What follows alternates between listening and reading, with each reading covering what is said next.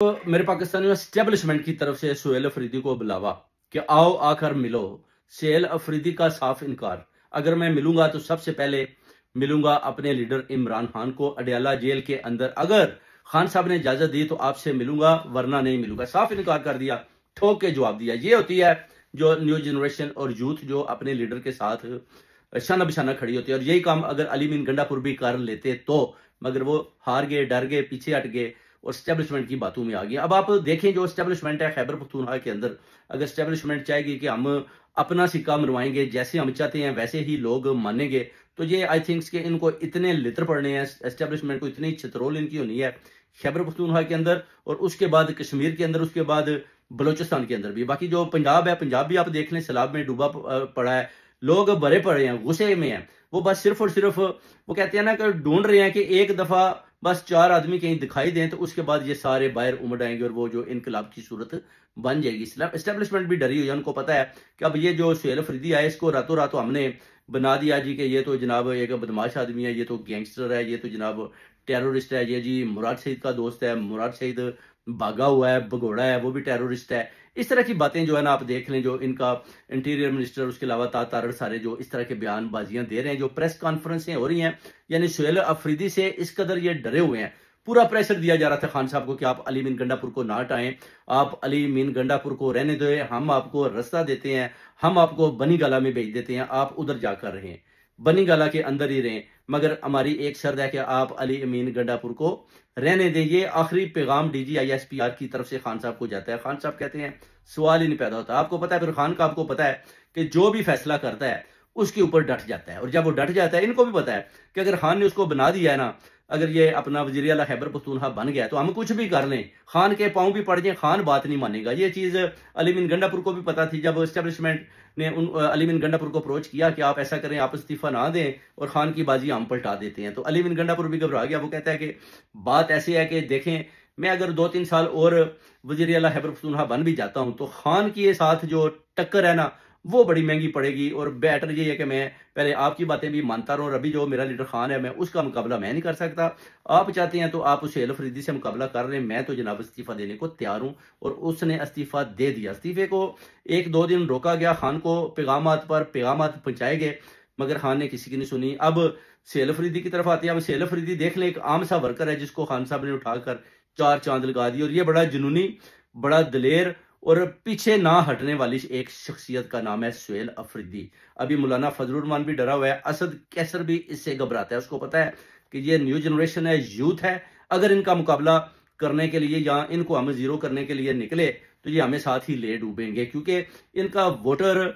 इस कदर पावरफुल और ताकतवर है कि ये जिधर भी इशारा करते हैं, आपने देख लिया मुराद शहीद, और इनका जो वोटर है वो इस तरह भागता हुआ बाहर निकलता है। अगर आप इनके वोटरों की तादाद देखें, अगर वोट 3 लाख है तो जब ये बुलावा देते हैं किसी भी प्रोटेस्ट के लिए तो 3 लाख ही आदमी बाहर आता है। ये नहीं कि जैसे आप अगर गुजरात में आते हैं तो चौधरी साहबान जैसे जीते होते हैं तो उधर वोटर है जनाब, एक MP है वो 80,000 वोट लेता है, और जब आप आवाज देते हैं लोगों को बाहर बुलाते हैं तो उधर 10,000 आदमी भी नहीं आता। ये वाहिद शख्सियत है सुहेल अफरीदी और मुराद शहीद। जब ये आवाज देते हैं तो उधर अगर 3 लाख आदमी ने इनको वोट डाला है तो 3 लाख से भी ज्यादा लोग बाहर आएंगे। ये है खैबर पख्तूनख्वा की खूबसूरती। और अब उधर एस्टेब्लिशमेंट भी अपना जोर लगा रही है। उधर आप देख लें बमबारी भी हो रही है, जैसे कि उधर काफी फौज जो है वो भी फौजी भी शहीद हो रहे हैं, दूसरी तरफ से भी ख्वारिजमी भी वो कहते हैं बहुत ज्यादा मारे जा रहे हैं, मगर लड़ाई का सिलसिला जारी है और दोनों तरफ से लड़ाई भी है। अब देखना यह है कि सुहेल अफरीदी उस लड़ाई को कैसे टैकल करता है, सुहेल अफरीदी खान साहब का जो हुक्म है उसको कैसे बजा लाता है, सुहेल अफरीदी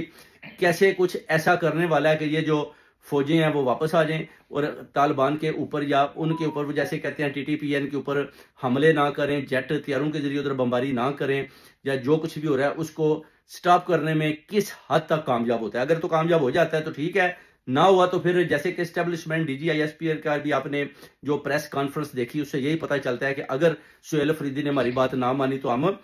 पूरे खैबर पख्तूनख्वा की सियासत ही पलटा देंगे। उधर से PTI का भी नामो निशान वो कहता है कि खत्म कर देंगे, और हुकूमत जो है ना वो PMLN या अपना पीपल पार्टी के हवाले कर देंगे। गवर्नर या अपना आप कहते हैं इस तरह का गवर्नर राज लगाकर इस तरह के भी पैगामात उल्टे सीधे KPK गवर्नमेंट को दिए जा रहे हैं। उस तरह फिर आप कह सकते हैं कि अली मीन गंडापुर ने यह भी बताया कि 26 MPs जो है ना वो कह रहे हैं कि हम जनाब पीटीआई के साथ नहीं है, और अभी उन्होंने बोला कि ठीक है जी, ये सब आज़ाद है, अगर वोटिंग भी करानी है तो उसमें फिर खुलकर पता चल जाएगा कि कौन आपके साथ हैं, खान के साथ हैं, और कौन खान के खिलाफ हैं। ये चीज़ें भी बड़ी काबिल गौर है मेरे पाकिस्तानियों। और अभी बड़ा अजीब सी सूरत हाल बनी हुई है केपीके के अंदर, उसकी वजह के उधर जो अपना तालिबान के साथ यानी ख्वारिजमियों के साथ जो लड़ाई है, उधर शातें भी हो रही हैं, और उधर वो एस्टेब्लिशमेंट के कहने के बावजूद भी जो केपीके का वजीर आला है उसको भी चेंज कर दिया गया, और उसको बुलाया भी गया, और उसने जाने से भी इनकार कर दिया है। तो इसका मतलब है कि इनका जो आपस में एक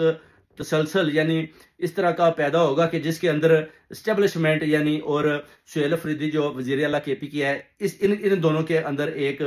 लड़ाई का सिलसिला यानी शुरू होगा, जिसमें ये देखा जाएगा कि इसको कैसे हटाना है, और अगर ये आया तो इसको कामयाब नहीं होने देना, और फौरन से पहले वो कहते हैं कि इसमें देर नहीं करनी, इसमें बहुत जल्द कुछ ऐसा करना है, या तो सुहेल अफरीदी हमारी बात माने, अगर नहीं मानता तो फिर कुछ ना कुछ ऐसा करना है कि सुहेल अफरीदी भी इधर से जाए, और उसके बाद ये पूरी की पूरी हुकूमत भी चेंज करे, और उसके बाद देखते हैं कि फिर खान साहब क्या करते हैं ये। और खान साहब भी डटे हुए, वो कहते हैं हुकूमत रहे ना रहे,